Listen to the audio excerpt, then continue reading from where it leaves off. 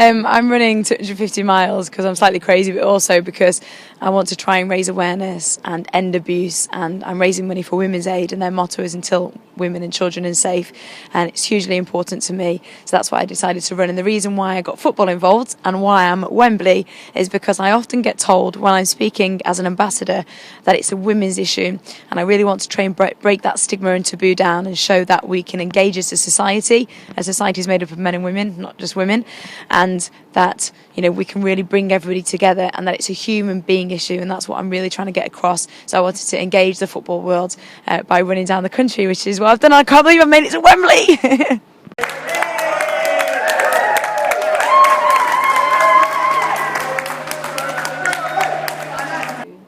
There's a huge taboo towards this subject, and actually when I did speak about it personally, it made me realise how more there is, because I felt those feelings. I felt a bit funny about talking about it, and I went through a lot of emotional battles in my own head of whether to talk about it or not, and I was like, well, why not? I've done nothing wrong. And then it made me really realise how much shame we attach towards it, yet I didn't do anything wrong, did I? It was the abuser who did something wrong. But in this country, and I think probably in the world as a whole, we still blame the person that's been abused, and we still go, oh, well, why doesn't a woman leave? Say in a domestic abuse situation, why doesn't a woman leave? We always question that. Why don't we question the men that's doing it? Why don't we question, not necessarily, always a man, but why don't we question the abuser and say, why are they doing that? Let's stop the cycle.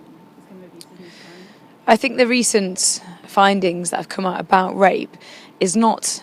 I was asked this question. I was talking to policemen, actually, because people have been running with me in Greater Manchester Police, and we were talking about the facilities. I don't think it's a problem with the services we've got on offer. I think it's the understanding, actually, what abuse is and what rape is, but also the understanding of the detriment it has after.